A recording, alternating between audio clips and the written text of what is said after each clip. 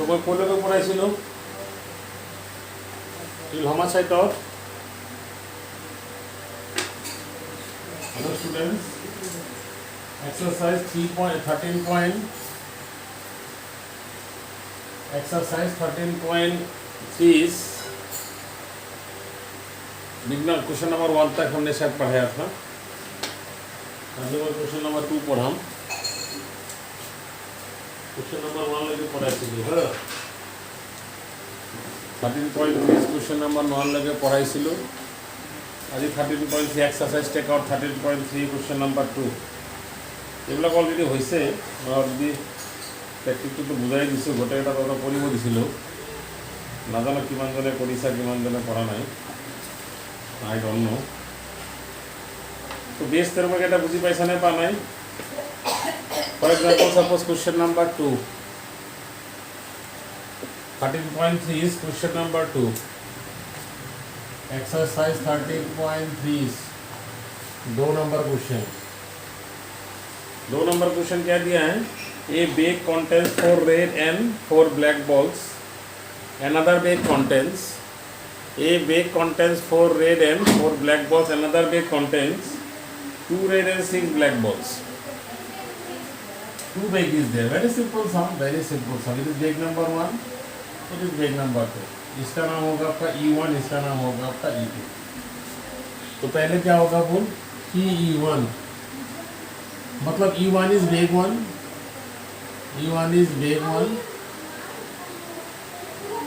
E2 is bag 2 so therefore probability of E1 is equal to 1 by 2 probability of E2 equal to 1 by 2 because to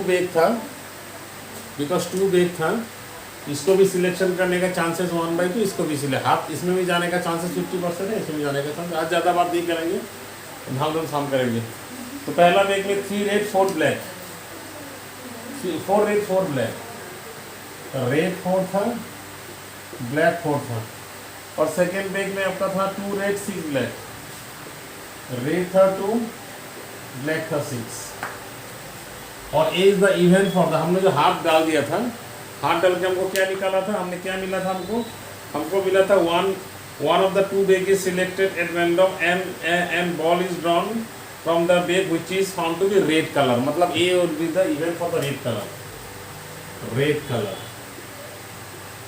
red ball so therefore probability of red ball from bag 1 probability of red ball from bag 2 इसका मतलब probability rate from bag 1 probability rate from bag 2 rate from bag 1 how much probability rate ball from bag 1 how much probability of rate ball from bag 1 how much say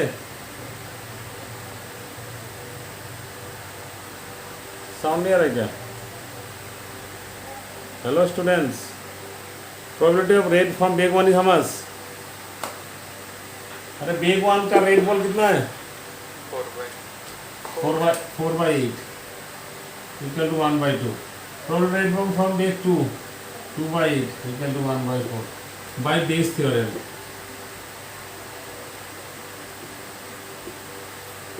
ठीक है किसका उल्टा निकालने दिया था ये तो हमने रेड बॉल मिला था किसका प्रोबेबिलिटी निकालने दिया था फाइंड द प्रोबेबिलिटी दैट ये वाला come from bag first bag मतलब एक नंबर बेग का उल्टा निकाल इसमें इसे निकालने का चांसेस कितना है PE1 by A फटाफट लिख PE1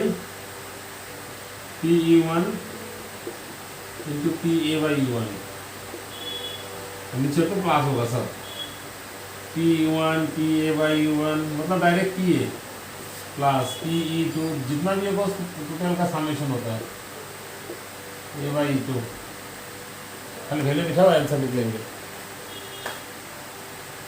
ये दिया था आपका हाफ PA by 1 ये भी था आपका हाफ ये वाला था आपका half into half plus E2 था आपका हाफ ये वाला था आपका 1/4 मल्टीप्लाई कर लेना अभी इसको मल्टीप्लाई कर लेना राइट फर्स्ट फटाफट लेना एकदम सेम सम है ये वाला सम हमने ऑलरेडी एग्जाम्पल से सिखा के दिया है वही सम है, ऐसा कुछ उतना वाला टॉप वाली बात है नहीं. Examples already I have taught your sum. Already I have taught this sum. I have taught from example, है ना. ये वाला सम ऑलरेडी हमने सिखा के दिया है. Right first.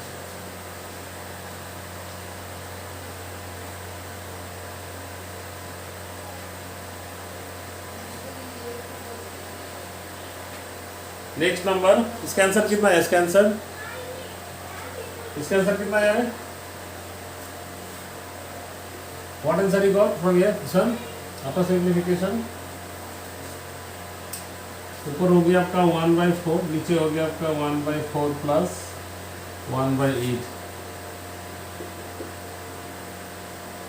तो हो गया 1/4, नीचे हो गया आपका एलसीएम ले लो 8. 2 + 1 हो गया आपका 3, मतलब 1/4 इंटू 8/3. आंसर देगा तो आंसर होगा आपका 2/3.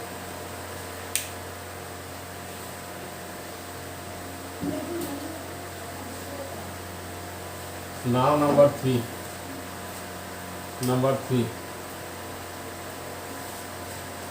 Where will go?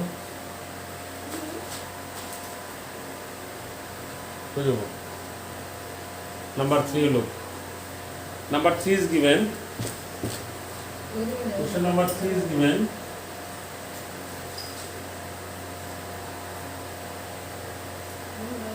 Question number 3 is given. One of the students in a college, it is found known that 60% reside in hostel and 40% are day scholar. मतलब जितना भी स्टूडेंट था उनमें से 60% आपका हॉस्टेलर था, 40% डे स्कॉलर था. तो 60% मतलब हॉस्टेलर को E1 ले लो और आपको डे स्कॉलर को आप क्या ले लो? E2 ले लो. Let E1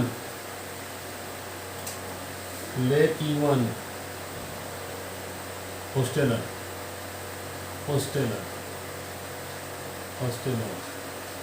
E2 day scholar. Probability of E1 कितना होगा? प्रोबेबिलिटी ऑफ E1 होगा आपका 60%, मतलब 60/100. 6/10 मतलब 3/5. प्रोबेबिलिटी ऑफ E2 मतलब डे स्कॉलर का चांसेस है 40%, 2/5. तो हम लोग का जो पास्ट एक्सपीरियंस था, पास्ट एक्सपीरियंस से क्या पता चल रहा है? मतलब जो लोग हॉस्टल में रहते हैं वो लोग इसको भी ए ग्रेड मिलते हैं, जो लोग डे स्कॉलर घर में रहते हैं वो लोग को भी ए ग्रेड मिलते हैं. Previous year result shows that 30% of all students who reside in hostel attain A grade.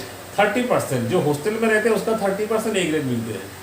And 20% of the day scholars attain A grade in their annual examination. At the end of the year, one student is selected at random from the college and he has an A grade. What is the probability that the very simple, हमको जो मिला था मतलब school में 30% को A grade मिलता है जो लोग हॉस्टल में रहते थे, 20% को A ग्रेड मिलता था जो घर में रहते थे. तो रैंडमली किसी एक बच्चे को सिलेक्ट किया गया और उसको ए ग्रेड मिला. देखा कि इसको कितना मिला, उसको पूछा कि आपको कितना कौन सा ग्रेड मिला, वो बोला कि हमको ए ग्रेड मिला. अभी वो जो आदमी लड़का है वो वाला स्टूडेंट जो है वो वाला क्या हो सकता है? वो घर का भी हो सकता है, मतलब डे स्कॉलर भी हो सकता है, या हॉस्टल से हो सकता है. और निकालने दिया है किसका? निकालने दिया हॉस्टेलर, मतलब हॉस्टेलर के लिए हॉस्टेलर का ही उसका निकालने दिया है. तो मतलब ए हो गया आपका A grade. Their probability of A grade from hosteler, probability of A grade from day scholar. बोल probability of A grade from hosteler कितना है? probability of hosteler from A grade कितना है? probability of A grade from hosteler कितना था? 30%, मतलब 3/10. और ये वाला आपका था 20%, मतलब 2/10, 2/5. 2/10, 1/5 भी लिख सकते हो. नहीं चाहिए 2/10 भी लगता, काटाकाटी नहीं करना, किलो को चाहिए. तो बाय बेस थ्योरम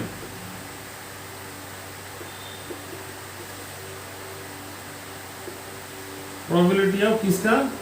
हॉस्टेलर का. हॉस्टेलर मतलब ए वाला E1/A का निकालना है उल्टा. तो probability of E1 into probability of A/U1 probability of E1 into probability of A by U1 plus probability of E2। अभी तो मतलब अभी नोट भेजने से भी आप लोग लिख सकते हैं क्योंकि सेम साम है सब। चलो वैल्यू आप लोग खुद दिखाइएगा। हाँ, जैसे कुछ दिन हम 13.12 13.3 का नोट भेज दिया, हाँ 13.12 13.1 एंड 13.2 का भेज दिया, 13.3 का भेज देंगे। अभी खाली वैल्यू बिठाना है, ऐसा वैल्यू बिठा दो, सिंप्लीफाई कर लेना। तो फटाफट लिख इसका खाली वैल्यू बिठा देना, ठीक है ना, इसका खाली वैल्यू बिठा देना।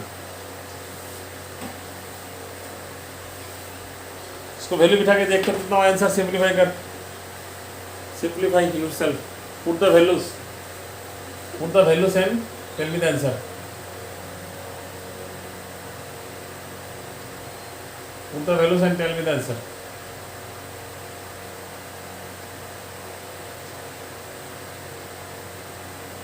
Put the values and tell me the answer.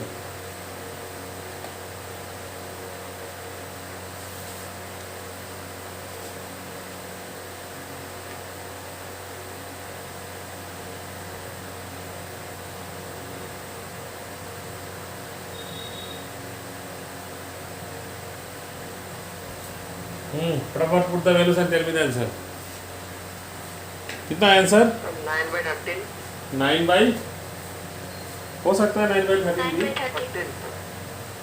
9/13 होगा ना, हो सकता है। P1 है आपका 3/5, PA बाई E1 है आपका 3/10, ये हो गया आपका 3/5 इंटू 3/10 प्लस 2/5 इंटू 2/10, ये हो गया आपका 9/50, 9/50 प्लस 4/50 या 9/13 करेक्ट है, 13/50, 50 कैंसिल,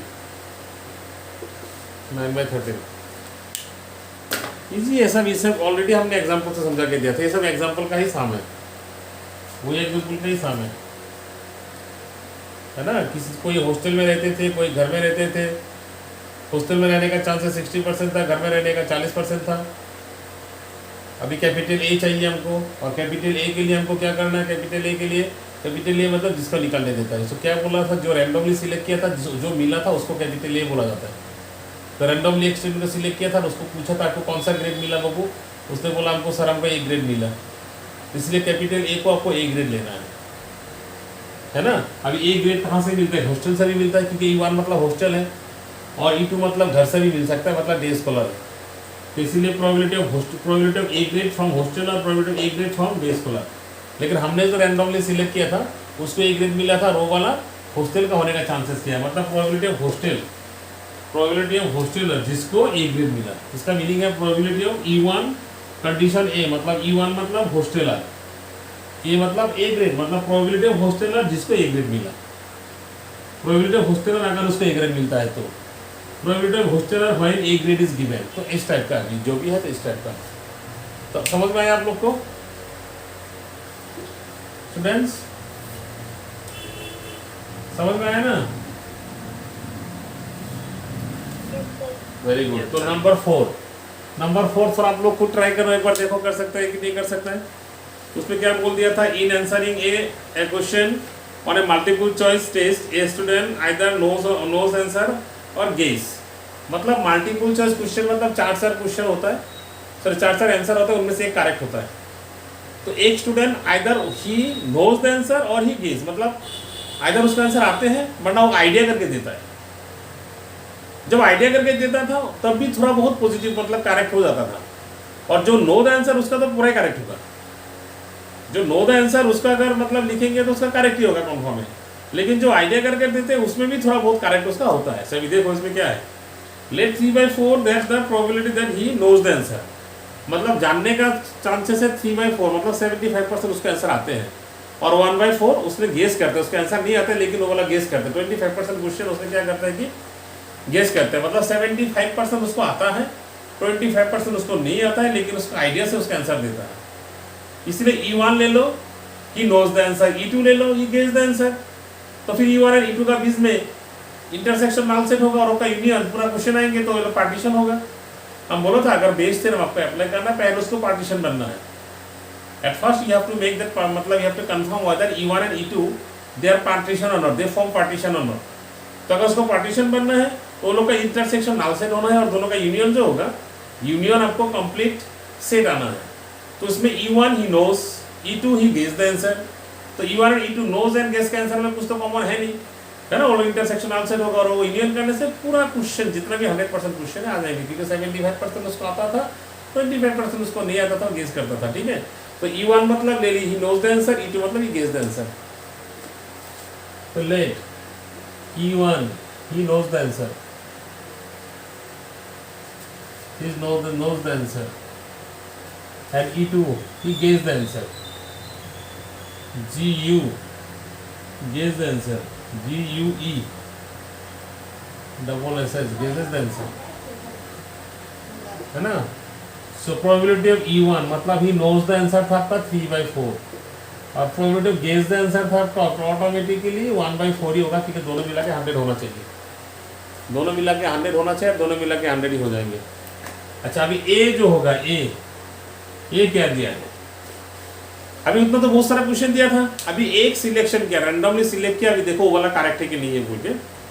अभी क्या बोल गया था, a assuming that a student who guess at the answer will be correct with probability, मतलब उसने एक चीज इसमें दे दिया है, अगर वो जो 25% उसने जो 25% आंसर जो गेस किया था उसका 1/4 उसका करेक्ट होता था, मतलब जितना भी क्वेश्चन गेस करता था, suppose 10 question guess, suppose 20 question उसने आइडिया करके दिया, उनमें से 120/4 मतलब 5 क्वेश्चन उसका करेक्ट होता है। ऐसा नहीं कि जो मतलब आइडिया करके देते एक भी करेक्ट नहीं होता, ऐसा नहीं है। और इसमें निगेटिव मार्क भी नहीं है, इसमें नेगेटिव मार्क नहीं होने से हम लोग ऑटोमेटिकली जो आंसर आते हैं उसको तो लिखेंगे, जो नहीं आते हैं उसको भी लिखेंगे हम लोग, है ना। अगर नेगेटिव मार्किंग नहीं होगा, जो आंसर आते हैं तो आते ही है, और जो नहीं आते हैं हम लोग उसको भी हम लोग क्या करेंगे, उसका आंसर करके आएंगे। तो 1/4 उसका करेक्ट होता था जितना क्वेश्चन वो गेस करता था, तो ठीक है। फिर क्या बोल गया देख, what is the probability that the students knows the answer given that he answered it correctly, मतलब ए मतलब वो जो आंसर दिया था वो करेक्ट हुआ था, है ना। जो सिलेक्ट वो रैंडमली जो आंसर सिलेक्ट किया था, रैंडमली जो क्वेश्चन सिलेक्ट किया था उसका जो आंसर दिया था वो आंसर करेक्ट हो गया था। तो आंसर जो करेक्ट हो गया था वो वाला आंसर करेक्ट हो गया था, मतलब कि वो जानने से भी आंसर करेक्ट होता है, नहीं जानने से भी 1/4 25% करेक्ट होता है। समझ लेना, हम लोग को क्या था कि टोटल जितना भी क्वेश्चन था उतना उसका 75% उसके आंसर आता था, 25% उसको नहीं आता था। तो 75% आता था छोड़ दो, जो नहीं आता था उसको उसने गेस करके आइडिया करके आंसर देता था, लेकिन उसमें उससे भी कभी कभी कोई चीज करेक्ट होता था। कितना होता था, 1/4 मतलब 25% करेक्ट होता था, आंसर नहीं आने से भी करेक्ट होता है। अभी जितना भी उसका क्वेश्चन था रैंडमली आंख बंद करके एक क्वेश्चन सिलेक्ट किया, उसके आंसर दिया, देखा कि वाला करेक्ट है, तो वो जो करेक्ट हुआ वो वाला ही नोज द आंसर, उसका जो आंसर आता था उसका उससे भी हो सकता है, जो गेस किया था उससे भी हो सकता है। तो किसको निकालने दिया था, ही नोज द आंसर, उसका निकालने दिया, गेस वाला नहीं निकालने दिया, नोज वाला निकालने दिया। मतलब हम लोग क्या लेंगे, ए मतलब आंसर इज करेक्ट, तो ए होगा आपका the answer is correct, answer is correct, और he and did the answer correctly. तो प्रोबेबिलिटी आंसर करेक्ट होता था जब he knows the answer, probability answer correct होता था जब ही गेस द आंसर। बोले वाला क्या होगा, probability of corrected when he knows the answer, जब प्रोबेबिलिटी ऑफ ए मतलब हो गया था, ए मतलब था आपका correct answer when he knows the answer. तो correct when he knows the answer बोल कितना होगा, 1 होगा। क्यों 1 होगा, क्योंकि उसको आंसर आने से कब कितना करेक्ट होगा, जितना भी आंसर लिखेंगे पूरा का पूरा करेक्ट होगा, बिकॉज उस सब आंसर उसको आता था, ही नोज द आंसर, है ना। इसका मतलब है probability of correct answer when he knows the answer, when he knows the answer, तब अगर जितने भी आंसर लिखेंगे पूरा का पूरा ही करेक्ट होगा, इसीलिए ये वाला होगा आपका श्योर इवन, और श्योर इवन होता है मतलब 1, इसका प्रोबेबिलिटी आपका 1 होगा। लेकिन probability of correct answer when he guess the answer, इसका भी कभी कभी करेक्ट होता था, इसका भी 1/4 करेक्ट होता था। So by Bayes theorem, by Bayes theorem probability of he knows the answer, इसका उल्टा निकालने के लिए निकाल लो, फटाफट कर लो, इसका आंसर निकल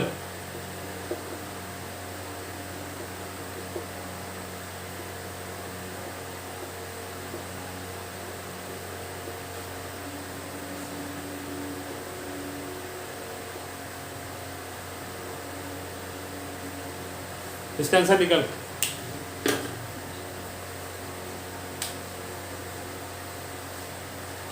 write the answer, find the answer इसका।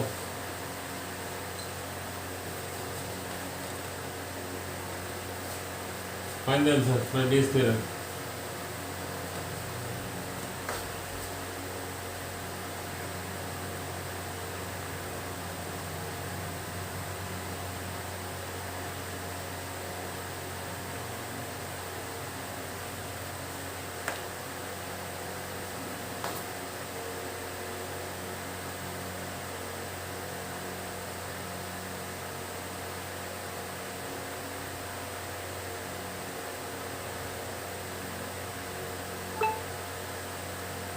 फटाफट लिख।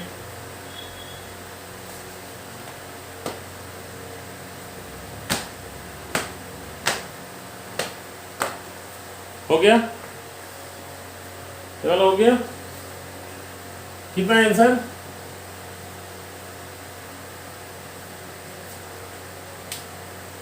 आंसर कितना है? हाँ, जो भी है निकाल लेना आंसर जो। हाँ ठीक है, जो भी है निकाल लेना, खाली वैल्यू बिठाना है, कुछ भी नहीं है ना। Question number 5,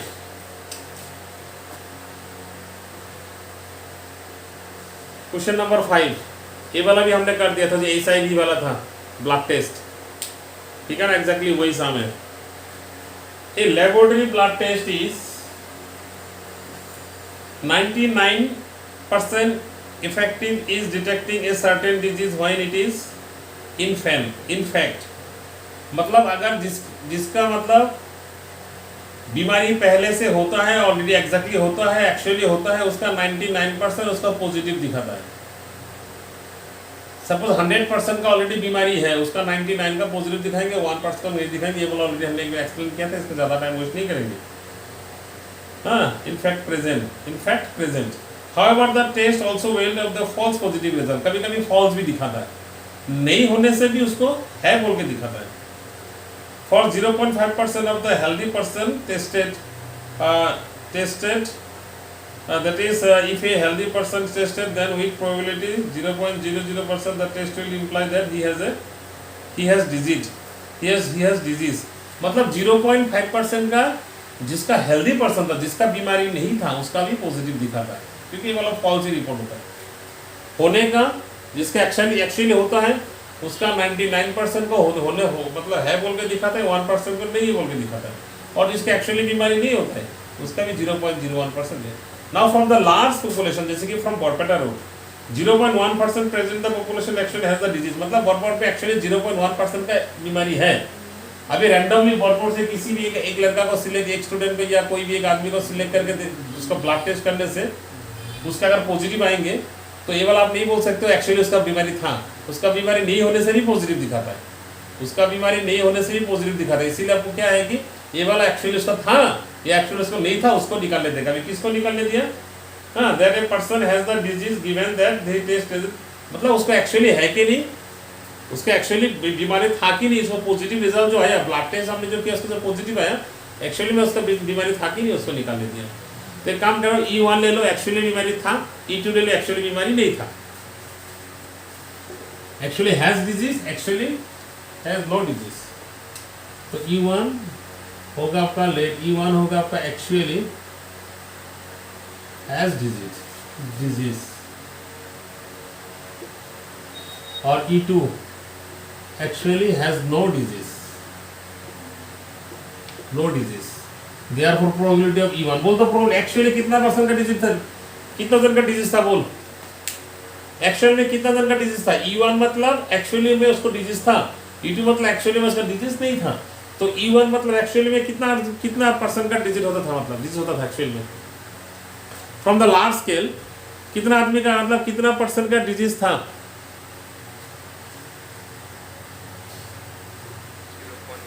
0.1%। वेरी गुड, 0.1% मतलब 0.1/100 मतलब 0.001 है ना, 0.001। तो एक्चुअली में नहीं था किसका, टोटल से माइनस कर दो 1 - 0.001 मतलब 0.999। अभी प्रोबेबिलिटी पॉजिटिव, अच्छा ए मतलब पॉजिटिव रिजल्ट, ए मतलब पॉजिटिव रिजल्ट, मतलब ब्लड टेस्ट करने से पॉजिटिव आता है, पॉजिटिव रिजल्ट।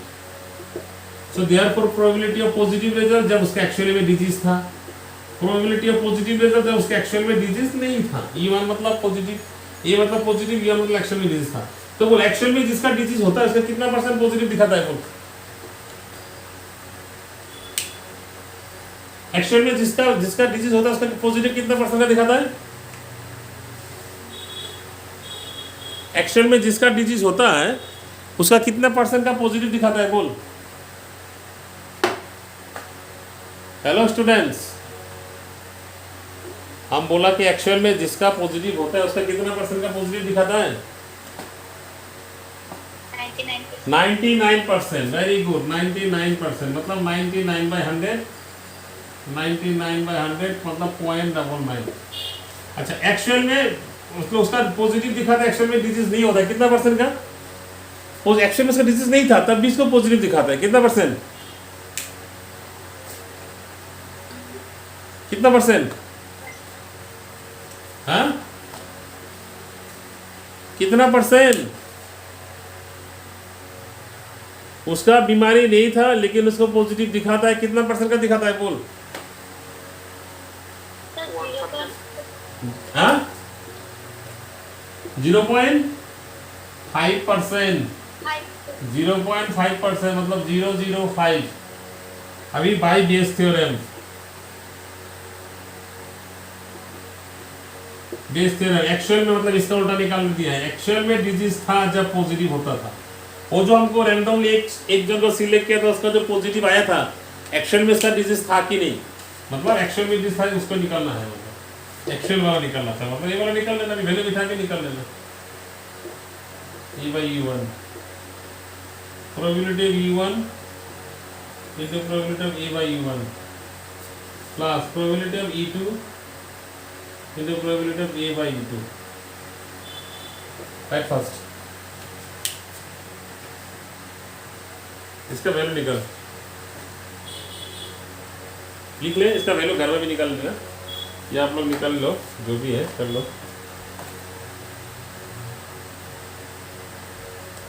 फटाफट लिख। समझ में आया कि नहीं आया स्टूडेंट्स? अंडरस्टूड और नॉट? आया। Very good, yes sir. Very good, लिख फटाफट लिख। अभी आप लोग ये सब खुद ही कर सकते हो, आराम से लिख सकते हो इसको।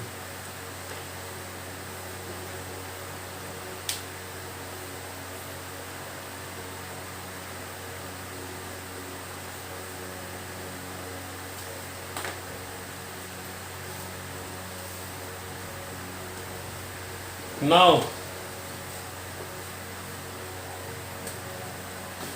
अभी क्वेश्चन नंबर ए वाला देख, number 6। Read the question number 6। और क्वेश्चन नंबर 6 क्या दिया? नंबर 6 है देयर आर 3 कॉइन्स, 3 कॉइन था। One is a 2-headed coin, another is a based coin, मतलब बेस्ड मतलब उसका डिफेक्टिव था, उसका डिफेक्ट था, तो उसको मतलब टॉस करने से 75% आपका शायद उसका 75% हेड आता है। और एक था अनबेस्ड कॉइन, अनबेस्ड मतलब 50-50% चांसेस, मतलब उसमें कोई भी डिफेक्टिव नहीं है। एक था, 3 कॉइन था, एक था आपका वन इज 2-headed कॉइन, मतलब दोनों तरफ, जैसे कि शोले फिल्म में था ना अमिताभ बच्चन के साथ, जो मतलब कॉइन था उसका दोनों तरफ हेड था, मतलब इस तरफ भी इस तरफ भी, टॉस करने से ऑलवेज हेड ही आएंगे। दूसरा वाला कॉइन इसमें जो दिया है उसका 75% हेड आता है, मतलब वो वाला बेस्ड कॉइन है, वो अनबेस्ड नहीं है, मतलब डिफेक्टिव वाला है, पूरा प्योर अच्छे से अच्छा नहीं है। और एक हो गया आपका अनबेस्ड, मतलब उसमें कुछ भी डिफेक्टिव नहीं है। तो पहले काम को E1 लो पहला कॉइन, E2 लो सेकंड कॉइन, E3 लो थर्ड कॉइन। तो बोलते हो E1 E2 E3 first coin, second coin, third coin, मतलब E1 होगा आपका फर्स्ट कॉइन, E2 होगा आपका सेकंड कॉइन और E3 होगा आपका third coin. Therefore, probability of E1 बोल कितना होगा? 3 कॉइन था, 3 में से पहला आने का चांसेस कितना है, सेकंड आने का चांसेस, थर्ड आने का चांसेस कितना है? बोल।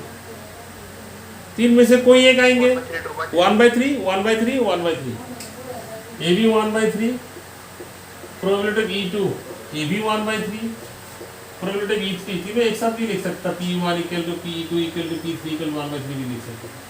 अच्छा ए लिखेंगे, अभी जो मैंने टॉस किया था, टॉस करने से क्या आया था, शायद हेड आया था, तो टेल तो आ ही नहीं सकेगी, पहला वाला में दोनों हेड था, तो जो भी है आ नहीं सकता, ऐसा बात नहीं है। One of the three coin is soldier eight random and toss is shows that head, मतलब ये होगा आपका हेड, ये होगा आपका head. So therefore probability of head from back from coin 1, probability of head from coin 2 and probability of head from coin 3। बोल कितना होगा probability of head from coin 1, कितना होगा बोल? Probability of head from coin 1 मतलब coin 1 में दोनों तरफ हेड था, तो प्रोबेबिलिटी ऑफ हेड आने का चांसेस कितना है?